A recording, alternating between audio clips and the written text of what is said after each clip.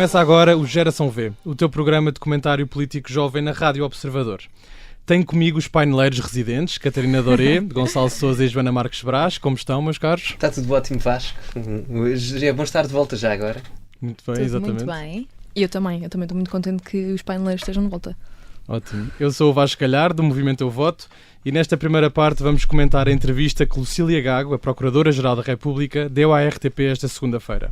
A atual PGR tem estado debaixo de fogo desde a Operação Influencer e nesta rara entrevista confirmou que o parágrafo que levou à admissão de Costa foi da sua inteira responsabilidade e acabou por responder a críticas de Marcelo, António Costa e da Ministra da Justiça, Rita Alarcão Judice, que afirmou numa conversa com o Observador que seria preciso meter ordem na Procuradoria-Geral da República. Catarina, começamos por ti. O que é que achaste desta entrevista? Foi esclarecedora ou continuas com muitas perguntas que a PGR deixou sem resposta? Não é que eu tenha muitas perguntas, eu tenho muitas críticas. Vamos ouvi-las? A minha postura é muito crítica em relação à atuação do Ministério Público e quem nos ouve já há alguns episódios saberá isso.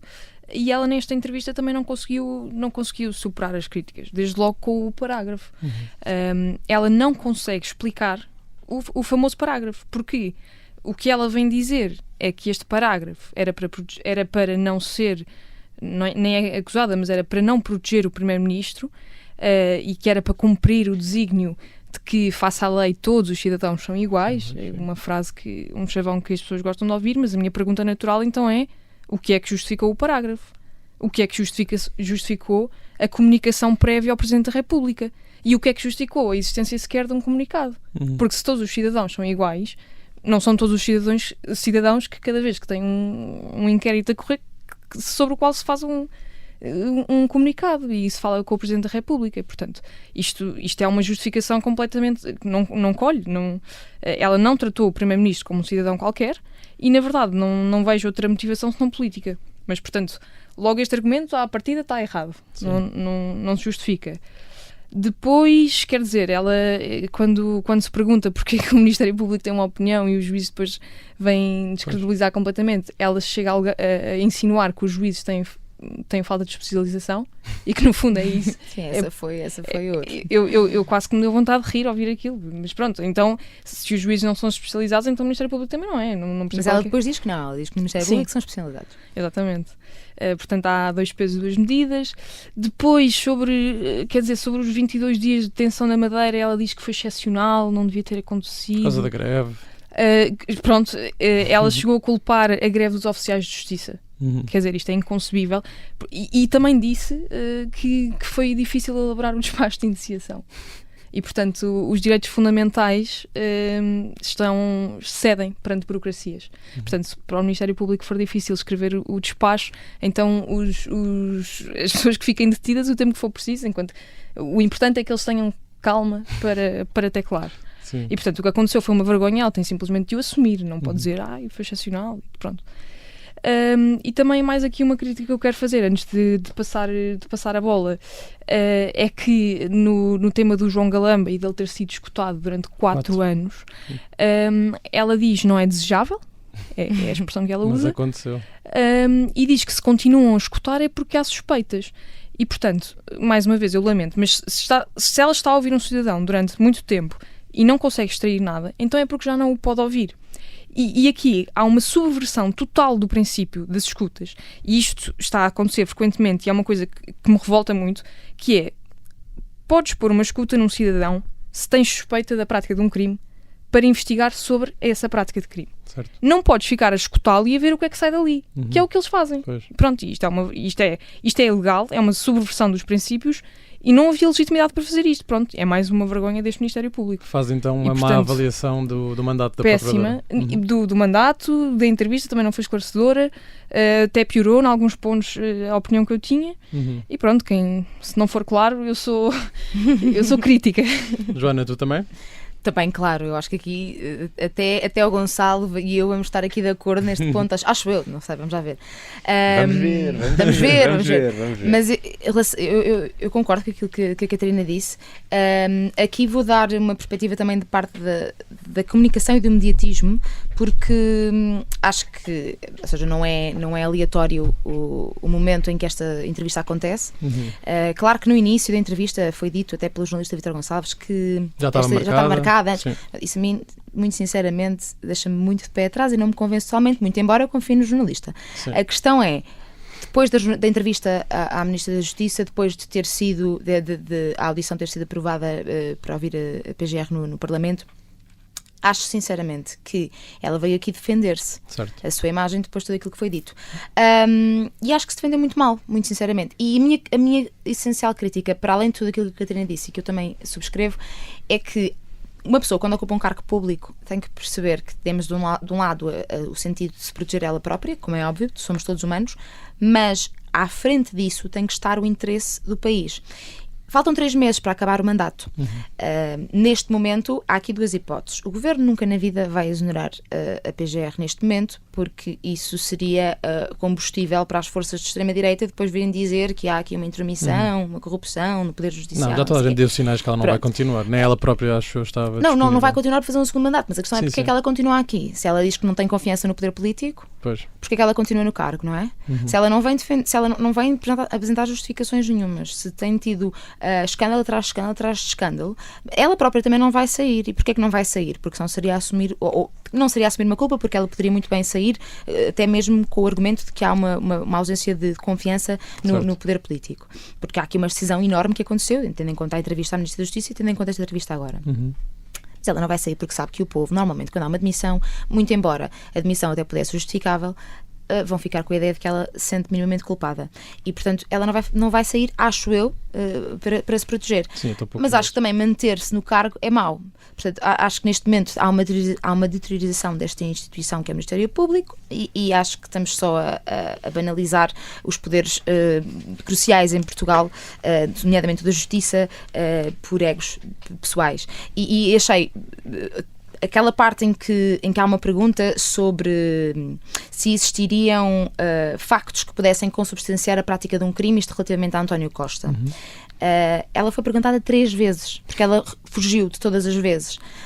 E à terceira vez faz uma analogia com o crime de violência doméstica, quase como se quando uma mulher alega ser vítima de violência doméstica e faz uma queixa, nós temos de ir investigar o suspeito, a pessoa que ela acusou. Estamos mesmo a comparar uma queixa de violência doméstica com alguém que foi apanhado numa escuta a propósito da Operação Influencer dizer, olha, o nome de António Costa estava lá metido. E não nos esqueçamos... Tanto quanto sabemos vou almoçar com António Costa. Exatamente. Tanto quanto sabemos. E não que ele gostou muito do projeto, não é? Sim, não nos esqueçamos que houve uma confusão com os Antónios Costas. Que era o António Costa e exatamente. Portanto, afinal de contas, quem é que eles estavam a falar? Era de António Costa ou do outro António Costa? Só à parte, o melhor ministro do governo de António Costa, o antigo. A sério, não estou a gozar. Estou a falar sério. A pessoa que fez o PRR. Para mim era o melhor. Não simpatizo com a generalidade, mas só esta parte era. Okay. Mas percebem aqui, ela andou a fugir. Não conseguiu realmente entregar uma resposta. Havia ou não factos que pudessem consubstanciar a prática de um crime. Porquê é que achas que ela não... Porque ela não tem esses factos. E a verdade é, neste momento, ela não tem esses factos. Já é bastante claro que o Ministério Público meteu a pata na poça, mas também não tem coragem de vir dizer, olha, desculpa, enganámos-nos. Não tem coragem de vir dizer isso. E mais, que é até pior, que é novamente esta questão de querer quase pôr a sua imagem pessoal à frente da defesa da instituição que é o Ministério Público, que é, passou a entrevista toda a dizer e a referir, o caso ainda não está fechado, o António Costa ainda se pode descobrir qualquer coisa. A deixar ali a ponta... Portanto, neste momento, o que é que António Costa é relativamente a este caso? É porque este caso não o larga, mas ele já foi ouvido em tribunal. E já disseram, e já portanto, até o Presidente da República já veio lavrar uma ata, creio eu, que dá-me aqui um auxílio, Catarina, mas creio eu que foi isso, dizendo que António Costa não era arguido e não havia indícios para que fosse arguido e, portanto, ele já foi ilibado em tribunal de uma coisa que nem sequer nunca foi acusado, não é? Sim. Não é bem ilibado, mas o efeito prático é este. E ela continua nesta entrevista, para quê? Que é para não ter que assumir o erro que fez. Portanto, continua a entrevista a dizer, mas cuidado que o caso ainda não acabou, ainda se pode descobrir algum indício. Um governo para além caiu, de que isso é inadmissível, não é? Portanto, se chegas a... Continua a arrastar o nome de António Costa para aqui, para quê? Não, e se não tens razão para constituir arguido, significa que não tens razão para dar, porque a Constituição de arguido, para todos os efeitos, é uma proteção das garantias do acusado. Exatamente. Portanto, se não há razão para o proteger processualmente, então é porque não há indícios para avançar e então a solução tem que ser arquivar o caso. Exatamente. Mas ela não consegue mas ela não quer, não pode. Não pode uma assunção de uma culpa que ela não consegue fazer. Exatamente, mas ela, se fosse correta no cargo político que está a assumir, faria-o. Pois. Mas isso provavelmente só vai acontecer quando ela já não estiver no cargo. E vai ser um problema do próximo PGR. Exatamente. Gonçalo, e tu? Achas que o Ministério Público, a Lucília Gago, acha que é intocável? Como é que achaste? Não, eu gostava de lembrar aqui uma coisa. Nós, quando falamos disto, estamos a falar de um problema grave, que é a questão da politização da justiça. Isto é o principal ponto do início do declínio democrático de qualquer país. Qual é que é aqui a questão? Quando lhe perguntam porque é que António Costa estava naquele parágrafo, ela responde ali em determinado segmento da entrevista, porque vários dos suspeitos mencionavam, indireta ou diretamente, o nome do Primeiro-Ministro. Se nesse sentido ela achou pertinente, e a respectiva equipa, da colocação do nome, eu não vejo mal. Até porque, como ela disse, a meu ver e bem, António Costa não se demitiu de forma obrigatória. Sim. Quem se demitiu foi ele próprio. Sim, sim. Não foi o Lucília Gago, não fomos nós. Ele demitiu-se. Nós temos o exemplo do Miguel Albuquerque na Madeira, que esteve numa situação bastante semelhante, e a realidade é que não se demitiu, foi eleições novamente e agora é presidente do governo regional exatamente na mesma. Mas uma coisa, ele não estava numa situação semelhante, ele era realmente arguido.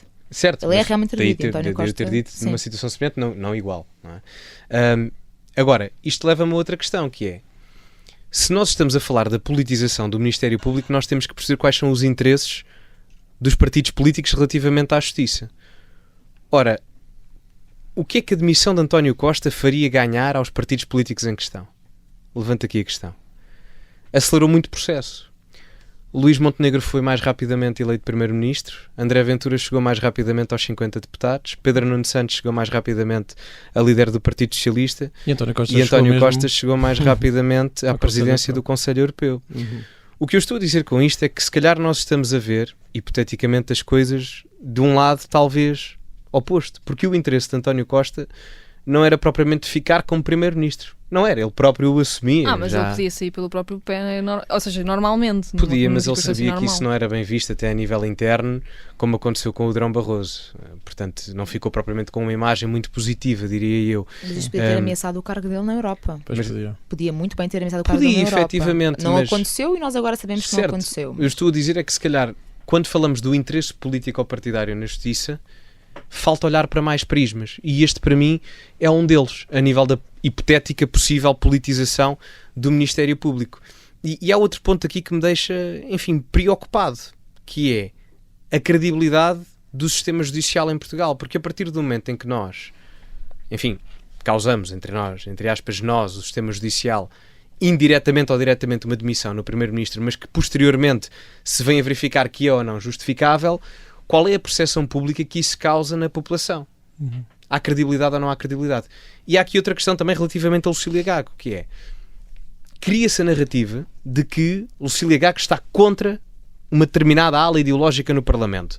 Mas eu relembro que quem colocou Lucília Gago no cargo onde está através de nomeação foi o governo de António Costa, não é? Portanto, já deve estar bem arrependido. Pois, quer dizer, não sei, depende, não é? Eu não estou aqui a sugerir absolutamente nada, mas estou a dizer que se calhar devemos olhar para prismas diferentes. Em que ala é que poderia estar? Ou seja, porque tivemos António Costa, mas depois tivemos Miguel Albuquerque. Portanto, eles estão em dois lados opostos. Um é PSD e o outro é PS. Ou seja, eu não estou a questão eu concordo. Eu não acho que nenhum político tenha a PGR na mão, sinceramente. Quem mais ganhou foi claramente o Chega, porque quando se fala de corrupção é sempre o Chega que capitaliza, obviamente. Sim, mas isso partidariamente. Não acredito. Não sei se foi só, porque repara, aqueles acontecimentos que eu aqui frisei, o Luís Montenegro, o Pedro Nuno Santos, o próprio André Ventura também, havia muitos ativos políticos no ativo a ganharem com esta situação toda. Portanto, há aqui questões e prismas que eu gostaria de ver de um prisma diferente em termos de análise. Não achas que pode ser só falta de competência? Pode acontecer. Eu nem e sei também se se falta de competência. Eu acho que eles acham agora que são predestinados para fazer justiça contra os grandes corruptos.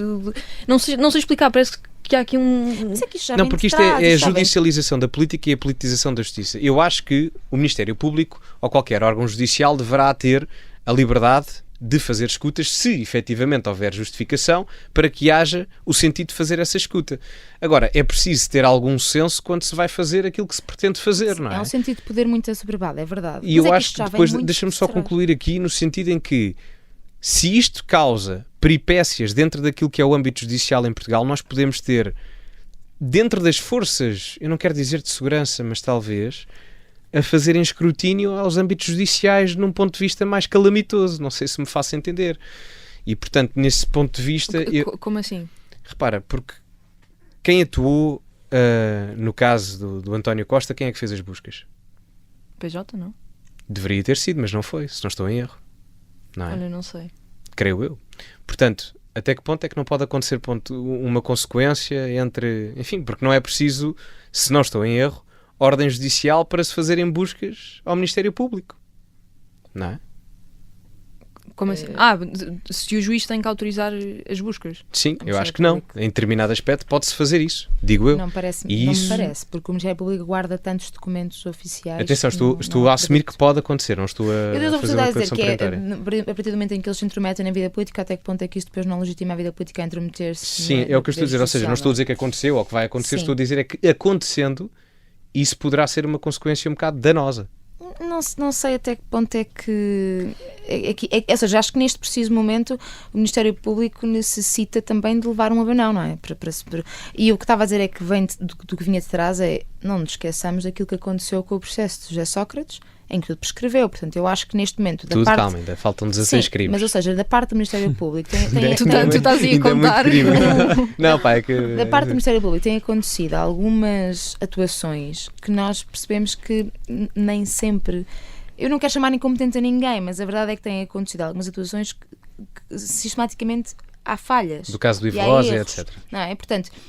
Se há sistematicamente falhas e erros, realmente tem que acontecer aqui alguma mudança. E eu percebo o que tu estás a dizer, até porque esse é o discurso de uma força do Parlamento com a qual eu não concordo. Qual delas? Este argumento de não poder, cuidado com o escrutínio. Repara, eu não concordo nada com isso. Por exemplo, o Chega oposto, ou absteve-se, ou o que é que foi, à vinda da Lucília Gago ao Parlamento. Adiou a votação. Whatever, para mim vai dar a mesma coisa. No sentido... Não, para mim não, porque nem deixou ouvir os outros partidos. Sim, ou seja, o sinal político se é abstenção ou contra, vai dar a mesma coisa para mim. No sentido, eu acho que a Lucília Gago deve ir ao Parlamento. No sentido em que se escrutinamos um lado, eu acho bem que se possa escrutinar o outro de forma livre e democrática. E legal. Claro. E de forma legal. Sim. Claro. Portanto, eu aí, de acordo. Sim. Eu tinha mais uma coisa. Mesmo para fechar, Joana, eu tinha mais uma coisa que é só uma pontinha do que a Lucília Gago disse em entrevista sobre que ela diz: nunca tive o culto da imagem, não cultivo a popularidade. E eu achei muito interessante esta frase dela, porque assim, eu acho que fazer buscas com os jornalistas atrás ou deixar escapar a informação que está em segredo de justiça para o jornalismo é a definição de culto da imagem ou culto da popularidade, não é? Acho que o não ir a uma entrevista para fazer escrutínio não tem a ver com popularidade. Tem a ver com funções do cargo que ocupa, que é um cargo que também tem uma eminência política. Era só isto. Também disse uma frase interessante: sempre considerei que a descrição é sempre melhor do que o espalhafato. Pois foi. Sim, mas ela individualmente, Lucília Gago, nunca deu uma entrevista nos últimos 6-5 anos. Mas até que ponto é que ela não deveria ter dado, e que isso não é o sinónimo de popularidade ou de, não é? Isso é também a transparência que ela tanto diz que tiveram e que encarrega essa transparência no parágrafo. Poderíamos falar talvez de uma mediatização do Ministério Público, não é? Mas não da mediatização da Lucília Gago. Sim. Se bem que estão conectados, mas são diferentes. Claro que estão conectados, ela dá a cara para o Ministério Público. Correto, mas não era ela que aparecia, era apenas a instituição em si. Claro, mas ela devia dar uma entrevista. Daí quando ela fala no António Costa, ela até diz a pessoa António Costa na figura do Primeiro-Ministro, distingue claramente a pessoa da instituição. Mas tendo em conta as atuações do Ministério Público, acho que a popularidade vem do outro lado. E antes de avançarmos para os próximos temas, vou pedir à Joana, ao Gonçalo e à Catarina para fazerem a sua habitual recomendação da semana. Joana, sei que tens uma recomendação especial esta semana, conta-nos lá. Tenho sim, porque vou fazer um espetáculo de teatro. Muito bem. Que se chama E Acabamos. Acabamos?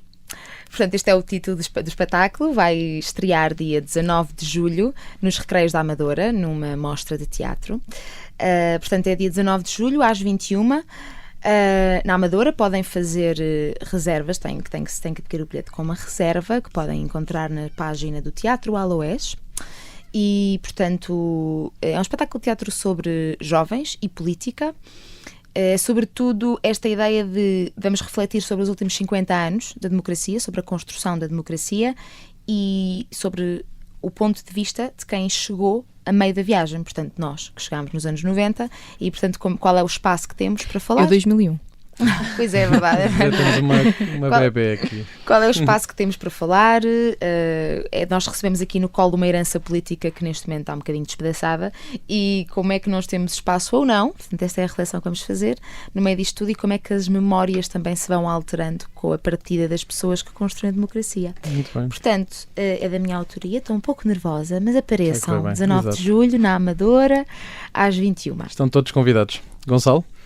Bom, nós agora estivemos na primeira parte a falar de casos criminais e etc. E muitas das vezes nós ouvimos aqui em Portugal, pá, neste país ninguém vai preso. Então eu esta semana voltei a ver uma coisa daquilo que mais bandidos apanhou neste país. Portanto, a minha recomendação vai para o Inspetor Max. Saudades. Muito Portanto, já que vamos ter o novo Procurador-Geral da República, se calhar era Podia interessante. ser Jorge Calado ou não? Sérgio Calado. Sérgio? Calado. Ai, não era Jorge Mendes. Jorge Mendes e era Jorge perfeito. Calado. Juntei aos Sérgio dois. Calado. Eu acho que os dois era perfeito. Jorge Mendes e Sérgio Calado. Muito Portanto, bom. recomendo Inspetor Max. Tem novas temporadas. É, ótimo. Catarina? Eu queria recomendar aqui um artigo da Tribuna Expresso que se chama Düsseldorf, como o trauma da Segunda Guerra Mundial chegou à bola e não só. Eu gostei muito deste artigo, porque a Tribuna, para quem não sabe, é mais dedicada ao futebol, Ao desporto, sim. mas sim, ao desporto, mas dá uma perspectiva muito diferente da normal, deu-me a conhecer factos que eu não conhecia, e torna muito plausível como as relações com os traumas podem passar de geração em geração, neste caso um trauma muito grande da Segunda Guerra Mundial, e isso acaba por encurtar a nossa distância para os acontecimentos. Portanto, é um artigo longo, mas eu gostei muito de ler. Muito bem, obrigado. Nesta segunda parte, quero saber a opinião dos nossos paineleiros sobre o resultado das eleições no Reino Unido e em França. Para contextualizar, no Reino Unido o Partido Trabalhista voltou ao poder depois de 14 anos liderados pelo Partido Conservador, alcançando a maioria absoluta, elegendo 412 deputados de 650. Keir Starmer é então o novo primeiro-ministro do Reino Unido. Já em França, a segunda volta das eleições trouxe um resultado diferente daquele que as sondagens previam, ao ter dado uma vitória clara à esquerda. A nova Frente Popular, coligação de esquerda que reúne a França insubmissa, socialistas, ecologistas e comunistas, foi o grupo mais votado, obtendo 182 deputados de um total de 577. Já a coligação, que inclui o partido do presidente Macron, ficou em segundo lugar, com 168 deputados. E o partido Marine Le Pen alcançou 143, passando de primeiro lugar na primeira volta para terceiro lugar na segunda volta. Nenhum dos partidos conseguiu assegurar uma maioria absoluta. Gonçalo, começamos por ti nesta segunda parte. Pelos vistos, e ao contrário do que todos esperavam, a coligação de esquerda conseguiu derrotar a extrema-direita em França, mas os franceses encontram-se agora num cenário de instabilidade. Já no Reino Unido, os trabalhistas obtiveram uma maioria esmagadora. E queria-te perguntar o que é que achas que vai acontecer e como é que vês o resultado destas duas eleições. Queres começar por qual? Eu vou começar com uma abordagem geral, depois especifico. Ok. Nós várias vezes ouvimos dizer a extrema-direita, a direita radical, o que lhe quiserem chamar, está a crescer e não sei o quê. Não acho nada. Muito pelo contrário. Muito pelo contrário. Se eu olhar para os principais polos geopolíticos do G7, do mundo ocidental, a Alemanha tem um governo de esquerda. O Reino Unido tem um governo de esquerda. A França, a esquerda acabou de vencer as eleições legislativas e o presidente é liberal.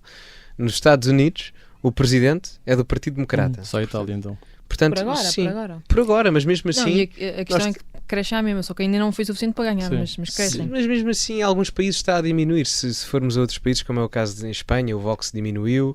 Portanto, o Chega mesmo nestas últimas europeias diminuiu. Portanto, o que me parece, de um ponto de vista geral, é que se esta direita radical conservadora quiser crescer, precisa de uma reinvenção, precisa de um rebranding, porque a narrativa populista Trump 2016 já lá vão quase 10 anos a brincar. É verdade.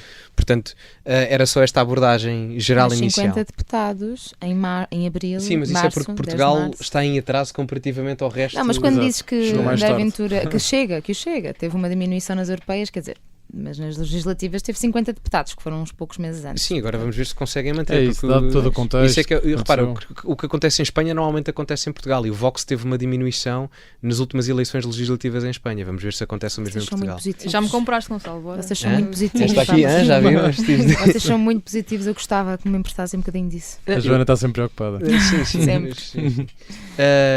Mas bom, isto continuando com a análise. Le Sim. Pen, e neste caso Bardella, tiveram a maior quantidade de votos em França. Sim, explica-nos lá isso um bocadinho, que eu acho que há Sim, pessoas que têm porque muitas em dúvidas. França elegem-se 577 deputados, 577 mandatos para o Parlamento francês. Sim. E há 577 círculos eleitorais. Ok. O que acontece é que o Ensemble, que é a coligação do Macron, e a Nova Front Populaire, que é a nova Frente Popular do Mélenchon, a quando da primeira volta, quando o Rassemblement National ganha com 34%, uma coisa assim do género, acordaram entre ambos que nos círculos eleitorais, nesses 577, onde um estivesse à frente, o outro iria desistir para o outro ganhar. E, portanto, nesse sentido, embora não tivessem individualmente esses dois grupos de centro, no caso do Macron, e de esquerda ou de esquerda radical, no caso do Mélenchon, embora não tivessem nenhum dos dois mais votos do que o Bardella, com o Rassemblement National,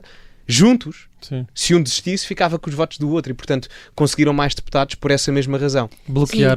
Transformaram ali em alguns círculos a eleição como um referendo à Le Pen, basicamente. Exatamente, foi um referendo de união contra Marine Le Pen e Bardella. Foi um bloqueio assumido à extrema-direita, não é? Eles assumiram mesmo que iam fazer isto. Aliás, tanto que... Viva a democracia. Eu não sei se o Mélenchon é assim tão democrata, mas pronto, não sei se o Mélenchon é assim... Mas essas eleições foram o reflexo da democracia. Tanto que o Mélenchon é o primeiro a falar como líder, e ele diz qualquer coisa como l'état c'est moi, apelando quase a uma coisa que não é nada propriamente democrática de Luís XIV, o rei absolutista, concentrava assim todos os poderes. E quando ele diz, não, la gauche c'est moi, quando ele diz a esquerda sou eu, bem, enfim, não sei, porque há mais partidos de esquerda e se for só ele, não sei até que ponto, até porque é possível que o Macron consiga uma governação tecnocrática ao centro, é complicado e não é comum em França, mas é possível que isso aconteça porque a popularidade do Mélenchon não é assim tão benéfica quanto isso.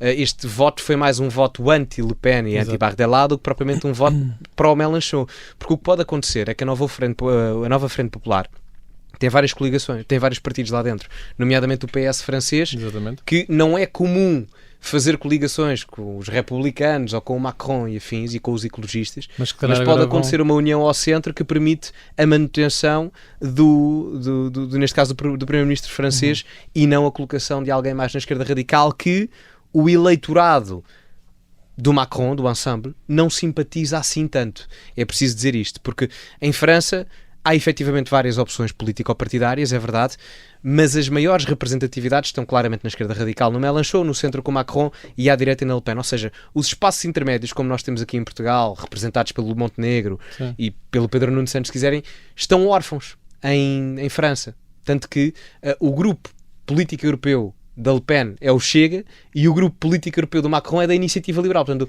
o PS e o PSD, em termos europeus, não estão representados em maioria na França. Portanto, isso é um fenómeno interessante a analisar. Agora, é importante ver que, de um ponto de vista democrático, isto não foi uma vitória da maioria, porque a maioria votou no Rassemblement National. Teve 10 milhões de votos. Foi uma vitória da forma como o sistema está alinhado e como a esquerda e o centro se alinharam. E, portanto, são estratégias políticas claramente maquiavélicas, mas ninguém chega ao poder sem maquiavelismo. Não, mas e bem, a meu ver. Reino Unido, o que é que tens a dizer? No caso do Reino Unido, menos surpreendente do que em França, embora com a questão da união do centro com a esquerda em França, para mim, isto era plausível. Mas... menos surpreendente, até porque o Partido Conservador vem de anos de miséria política. Foi uma vergonha o que se passou com o Boris Johnson, da irresponsabilidade que ele teve em vários momentos. Nem tanto política, era às vezes até sendo pessoal. A gestão do Covid. Eu sou muito contra as restrições que se fizeram na altura do Covid, nem ia tanto por aí, ia mais por outros aspectos dele. Mas no caso da Liz Truss, para mim até foi mais gritante. No caso, por exemplo, em que ela se demite em 44 dias porque faz o que aquilo que nunca se deve fazer em termos de finanças públicas e equilíbrio das mesmas, que é expansionismo fiscal e expansionismo orçamental, ou seja, diminuir impostos e aumentar a despesa pública. E claro que se nós fizermos isto a médio e longo prazo, as finanças públicas correm muito mal.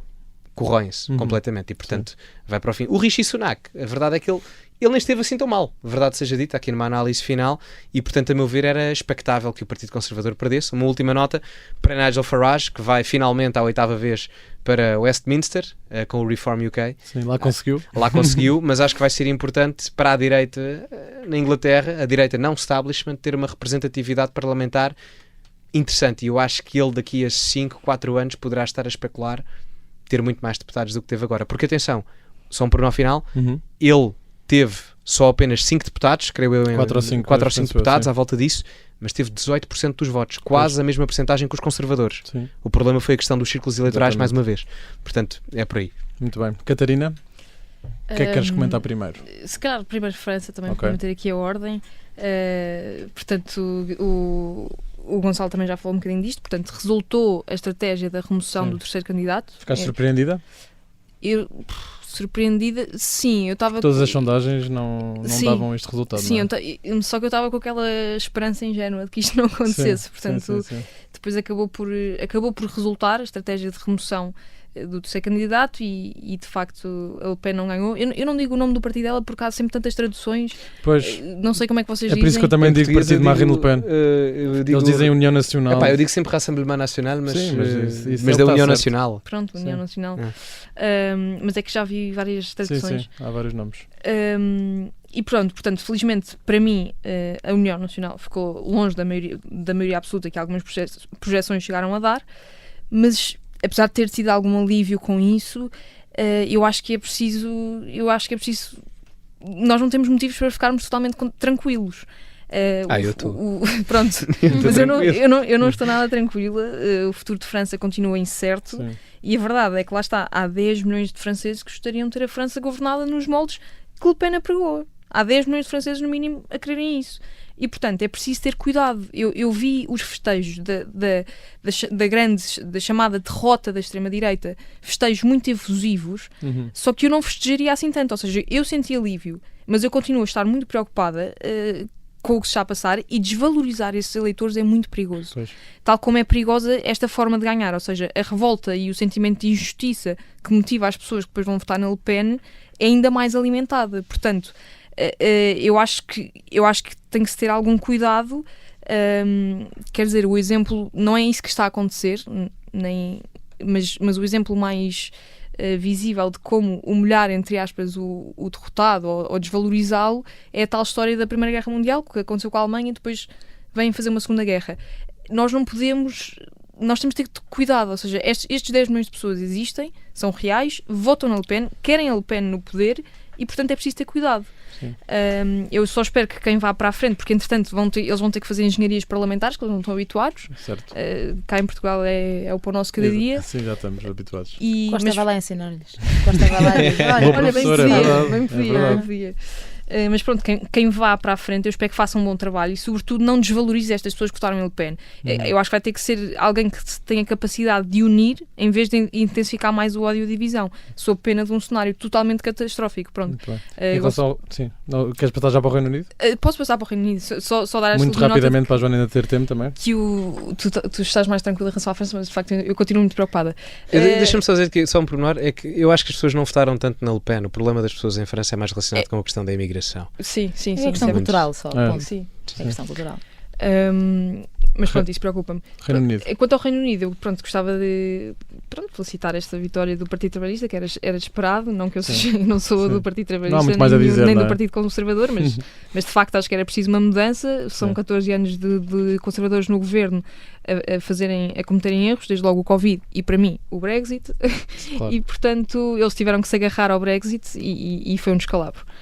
Mas pronto, é só isto que eu tenho a dizer. Joana, tens a palavra. Pronto, relativamente à França, é um dia muito feliz para a democracia. É uma semana muito feliz para a democracia. Festejei muito e fiquei muito... Pronto, já disseram muita coisa, não concordo especialmente com aquilo que o Gonçalo disse, mas especialmente... Um dia ainda vais concordar. Porque nós discordamos sobre o papel da extrema-direita no panorama político. O que é que eu tenho... Houve aqui uma coisa que para mim...